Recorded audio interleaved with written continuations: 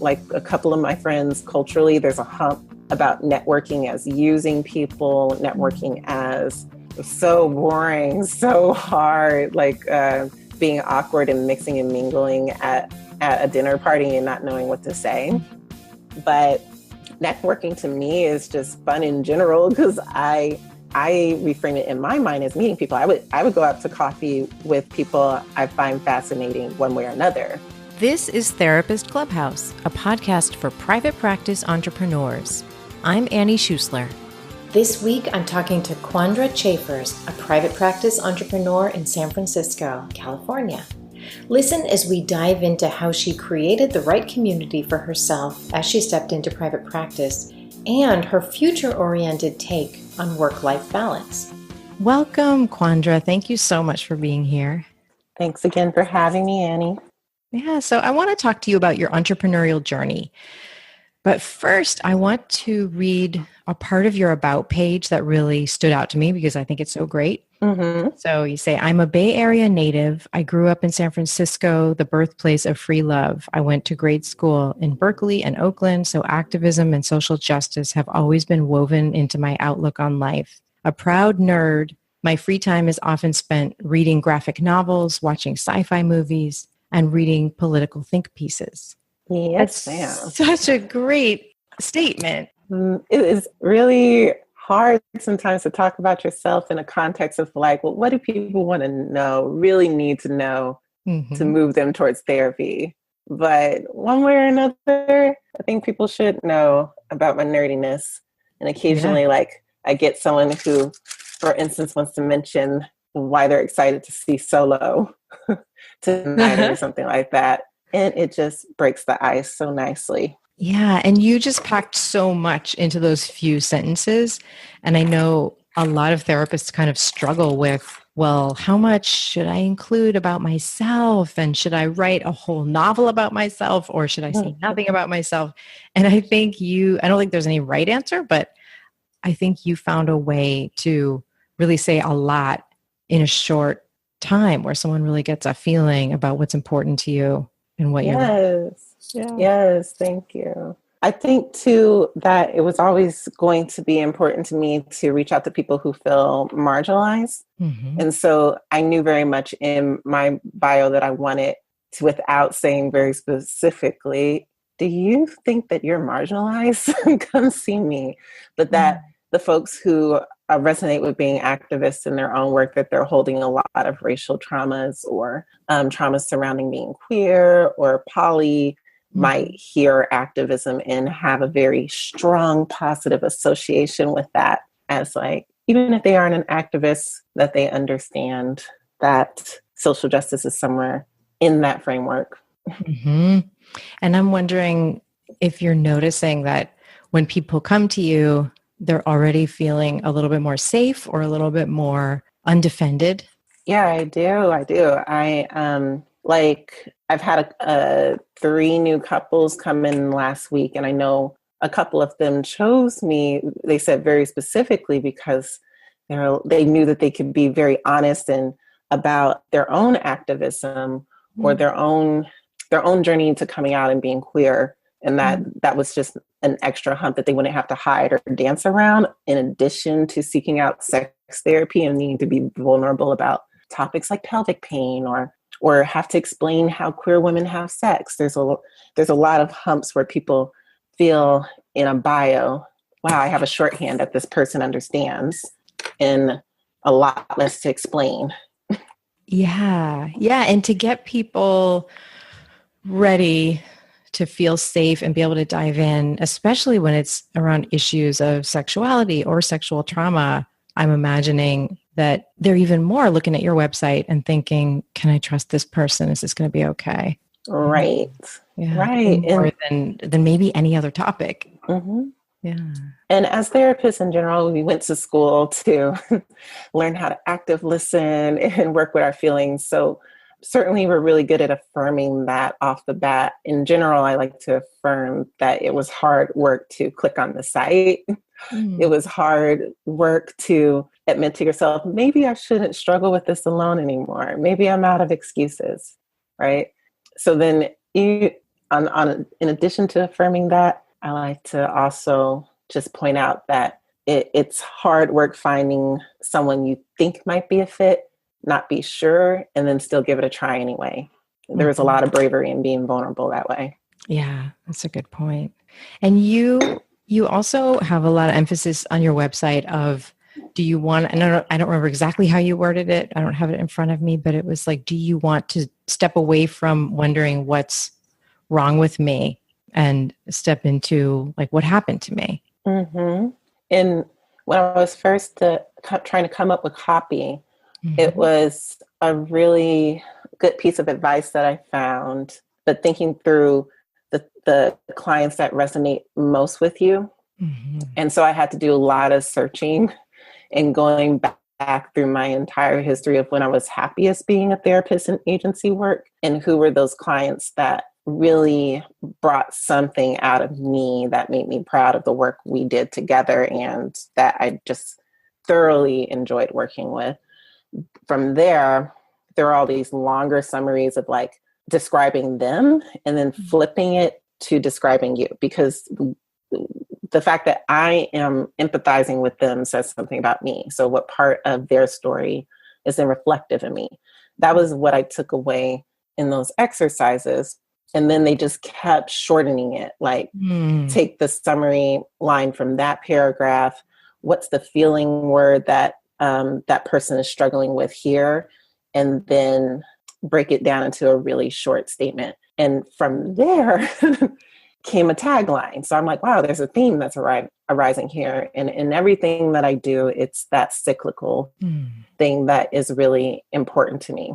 That trauma is the story of something is wrong with me. Like I'm unlovable, I'm broken, I'm damaged goods. And healing is that was their fault. That wasn't mine to carry. I'm well. I am a full sexual being. I am hopeful. It's the story of how I transformed it and moved on. Rewriting your story. Yeah. Yeah. So it came a lot of flips and taglines out of that.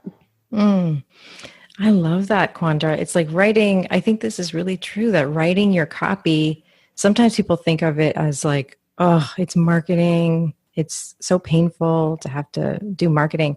But I agree with you that it can be this really deep process where you're actually... I loved it because it was like storytelling. Like okay, so back to my nerd me. Like I like writing fanfics and stuff like that. I like writing poetry and open mics and all of that. So the exercise of like find an allegory in a real life experience didn't bother me at all, but I can understand why other therapists would be like, God, writing.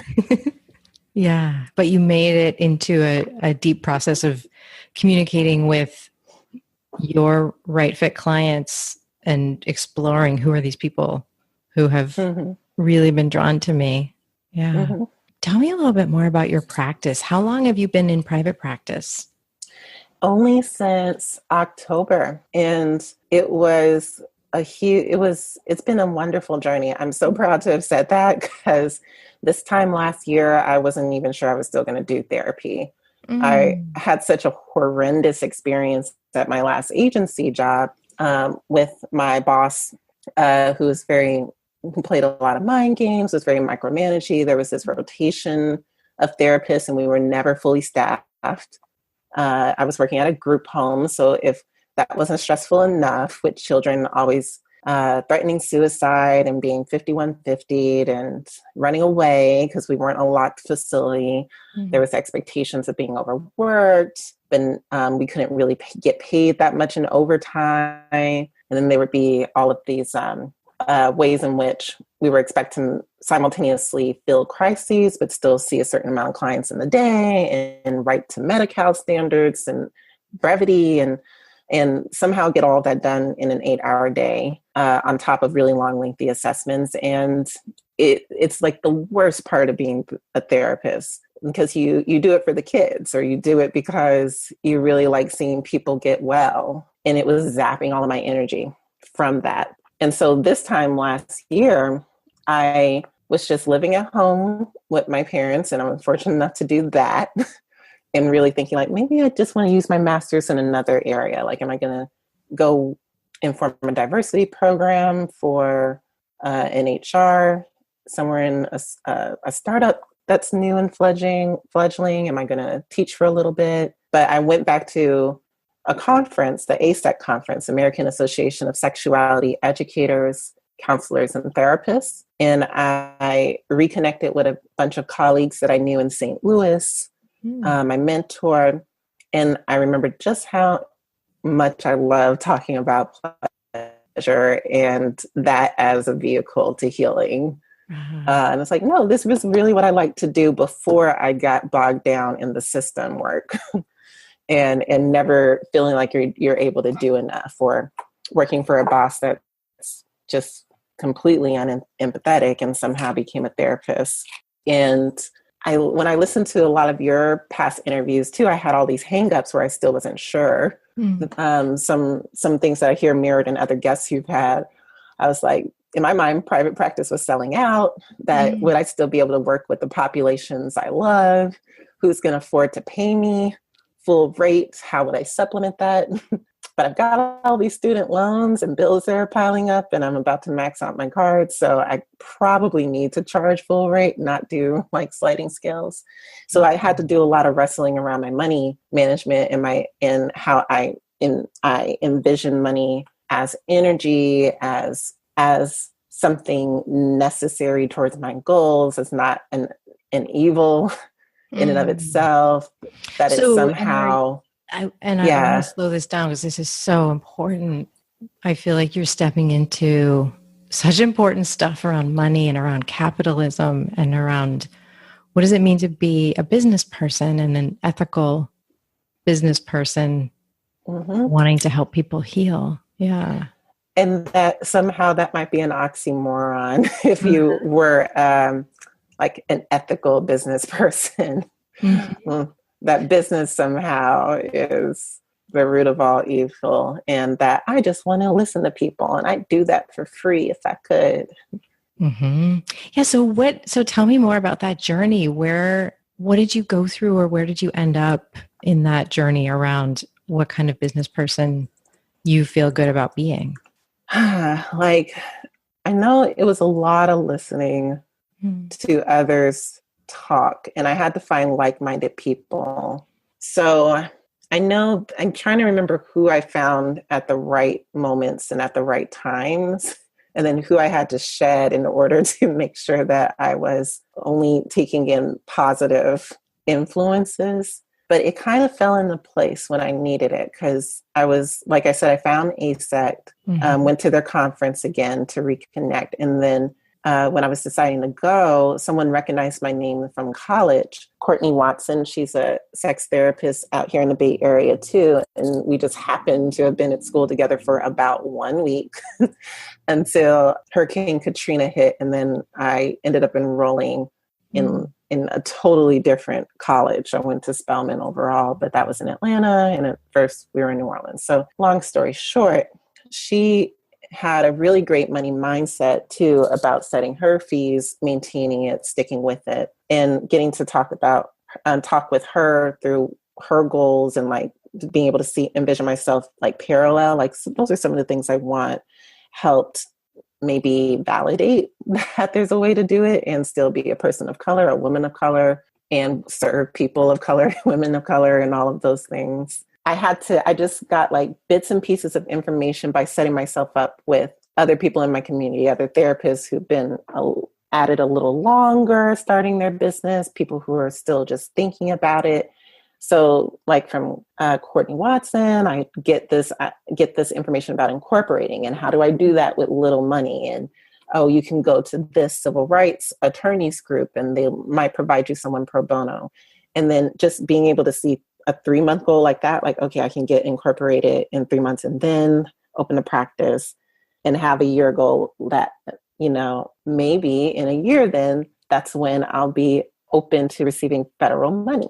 Because if you're an incorporated business, then you can apply for a DUN number, cage numbers, all of these things with the government, and receive money to supplement programs and things that you want to provide in social services. Oh, fantastic. So there's still this, so it gave me this sense of like, I think one of the fears is always like, oh, am I only going to be serving wealthy clients? And then we have these really stereotypical visions of people who have enough money to pay a full fee.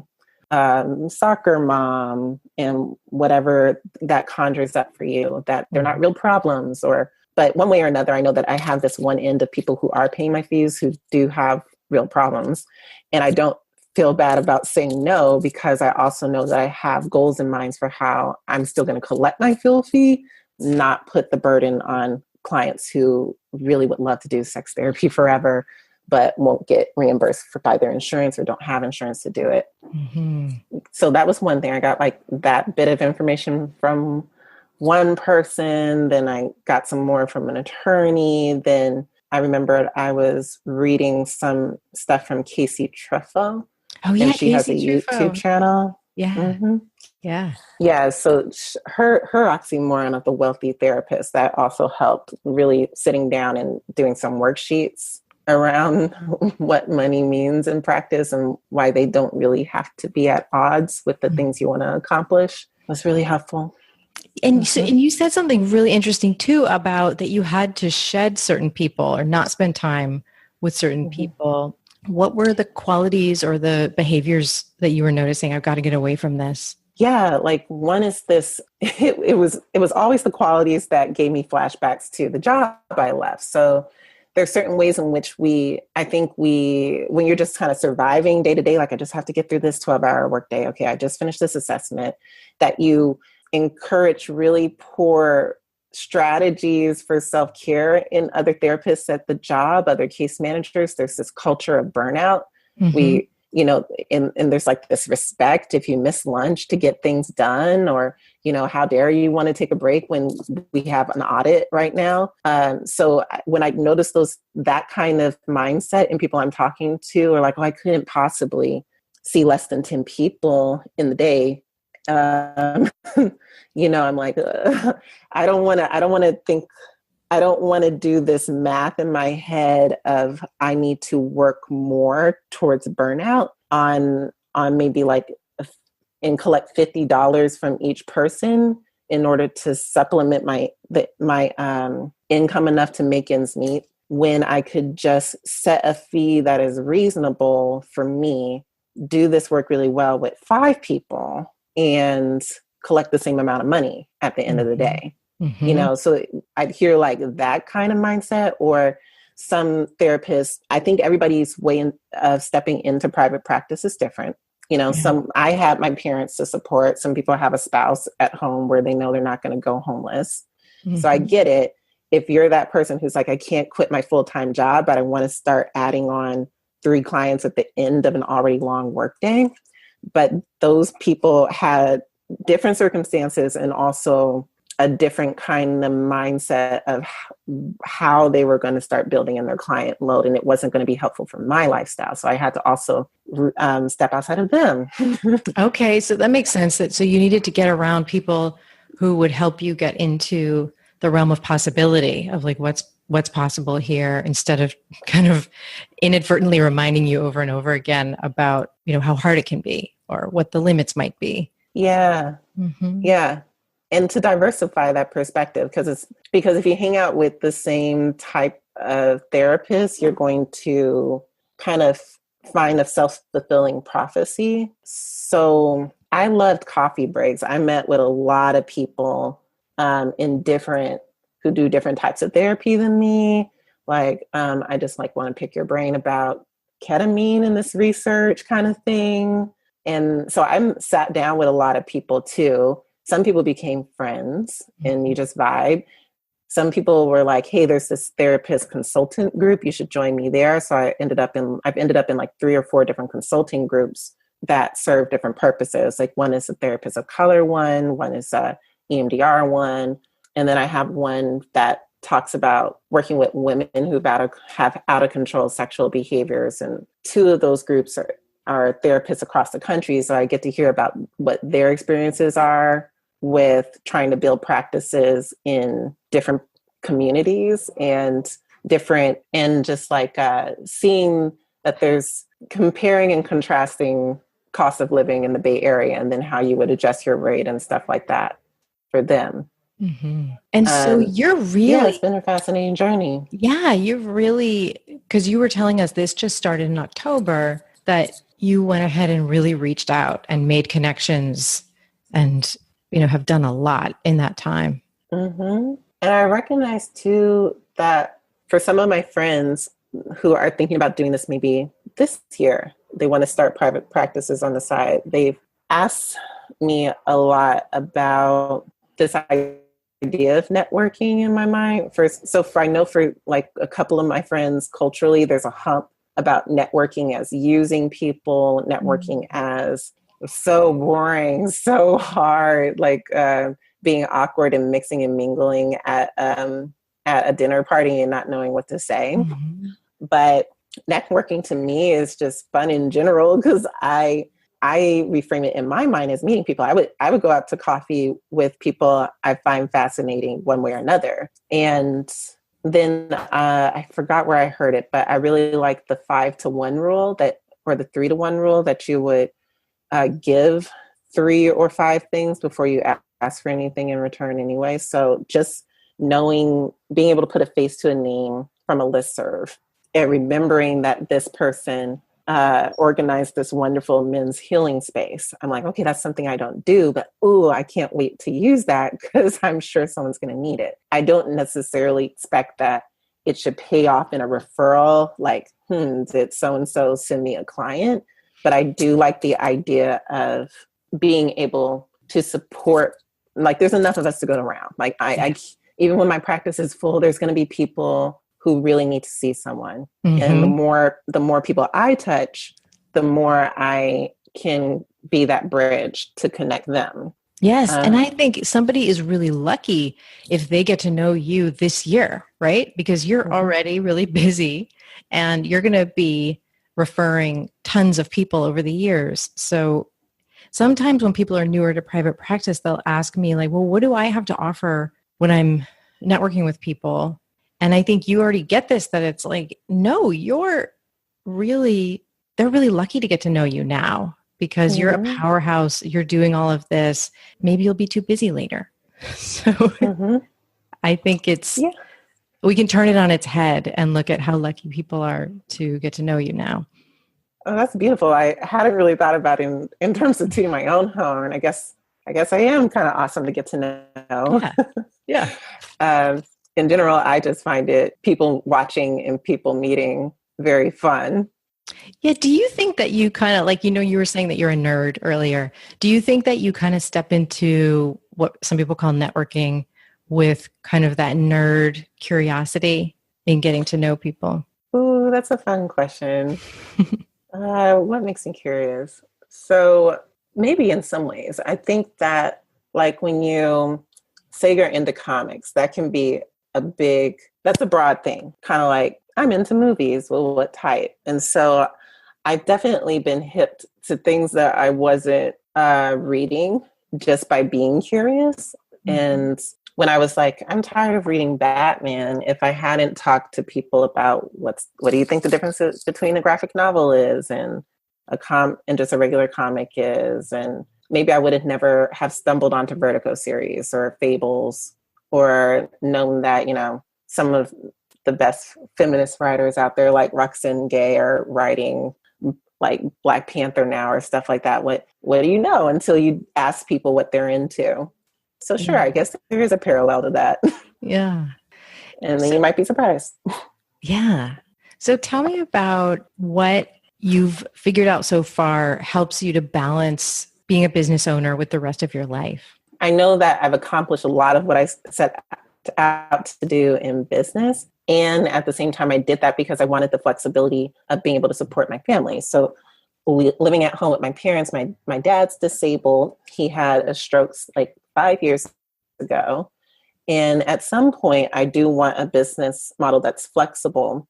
If I wanted to become a full-time caregiver, that I could do that. And I know the next step in order to do that in my business is to figure out how to incorporate more passive income streams and potentially start duplicating myself, as one financial advisor put it to me, that if I suddenly was incapacitated, my business should still run. Someone should be able to step in and take in over my clients.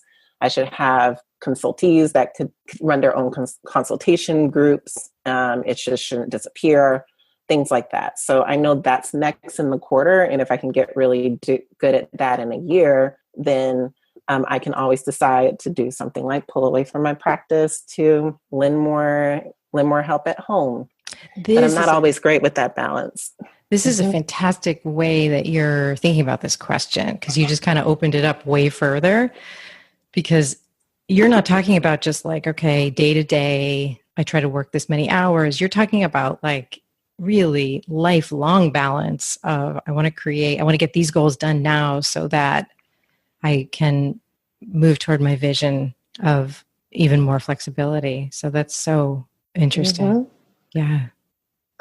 Yeah, it's come up a lot, and I think that in my personal life, it's because I've seen a lot of my friends have to adjust their lifestyles really quickly for, can we curse on this show? Yeah, please. Yes, please. For when shit happens. And being 30, I think you have, of course, this mentality that will live forever. I'll only have to deal with that in another 10 years. But I've seen friends have to bury their parents really quickly. I've seen them move home to take care of an ailing grandparent through dementia. I've seen them get pregnant unexpectedly and then miscarry, have to become caregivers to a husband who's now paraplegic. So all of them were giving me these kind of huge, like, life ordeal things and talking about how they wish they had saved differently or had been further in their careers because they just had to suddenly quit or go on family medical leave forever and then run up their cards. So we've all been kind of discussing this. Yeah. And they've scared me senseless, scared me straight. So yeah, I love that I have very supportive friends who are open with me with that. And I've been able to support them through some really big ups and downs. And I think that's how I ended up asking a lot of these questions and doing my own research before it happened and having tougher conversations about balance with my own family. Mm-hmm. Yeah. What do you charge in your practice right now? I am $150 for individuals and $180 for couples. And how do you feel about your fees?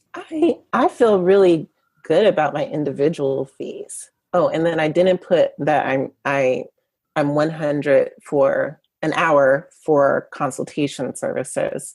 And I don't always collect that. I think people sometimes value education, but they think that you're coming to donate your time to a festival or a present and all the work that goes into that should be done for free. So I'm just now getting to a place of feeling more confident about sticking towards my fee for educational services. And I booked my first keynote for fall in August. Excellent. Where is it? It's going to be in Anaheim, the 2018 National Sexual Assault Conference.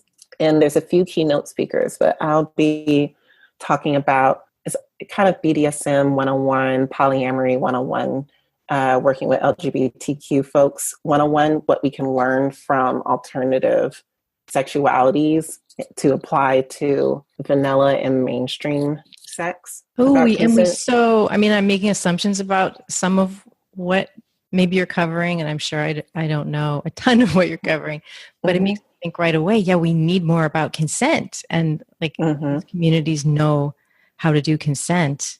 Exactly. Yeah. So it's kind of like an intro to what consent models are out there for, especially since in general, I started out in sexual abuse work, and our models for how we go about moving women into domestic violence shelters, our models for how we advocate for survivors as they're going through the medical care process and getting rape kits done. It really hasn't changed all that much. Mm-hmm. So second wave feminism still kind of got stagnant at some point. But again, my experience of bringing social justice into everything the movements that are happening in the queer communities, what people have done in trying to advocate for each other through Pride or do like grassroots things and connect people through pamphlets, police themselves at play parties if somebody is being predatory, and how these communities kind of come together to support survivors. There's just a lot of things on the fringes that everybody can draw from, especially too as we're moving towards more bystander intervention approaches. That's a relatively new kind of trend where, you know, you might go to a college campus and they'll teach fraternity members to look out for if a girl is really drunk and maybe like so-and-so is preying on them. There are a lot of new approaches. There are approaches similar to that in other communities and helping people kind of draw connections to what bystander intervention looks like. Fantastic. Without just being victim blaming and telling people to cover your drinks or something like that. Yeah. Yes. Fantastic. Just to bring it back to your fee for a second, like as you're insisting on that fee, I would bet that that is only going to make you, if you want to, do even more speaking and keynotes and stuff like that, because you're owning the value of what you're providing. Yeah. And my hope is that as I'm generating more demand, I want to really raise my speaker fee. Yeah. First. And I've learned a lot of great tips in the trade and whatnot. So I didn't know that we can write off our speaker fee as in taxes at the end of the year. So that was a tip that was given to me recently, that when I do waive my speaker fee, that I still send people an invoice saying, you know, this is how much you owe, keep it as a receipt, and then collect it at the end of the year in terms of business losses. So I'm willing to do that too, without feeling like I'm just giving away all of my hard-earned my time for free. Yeah, and you're building your resume and getting those testimonials and that kind of stuff. So that's awesome. Well, I could nerd out talking to you and asking you questions all day, but let me ask you one more thing. So if you could time travel back to, let's say, just before October, what advice would you have for the Quandra of that time about private practice? I don't have advice. I have so much affirmations. Like even the things that I was spinning my wheels on, I realized in October, and it's like, you don't have to do so much on that yet. It was a learning process and it just gets filed away for now. Like, I'm so glad you did that work then in October, because I'm using that in the summer. Just don't know. And I'm really thankful for not having burned out entirely, because it gave me just the burst of energy and excitement to do so much really quickly. Wonderful. Wonderful. So what's the best place for people to find you and throw compliments at you? Yay, I love compliments. They can email me, quandra@sastherapy.com. Great. And that's you go ahead. Yeah. Yeah, Quandra. That's my first name at SAS, like sassy, but sexual abuse and sex solutions. So sastherapy.com.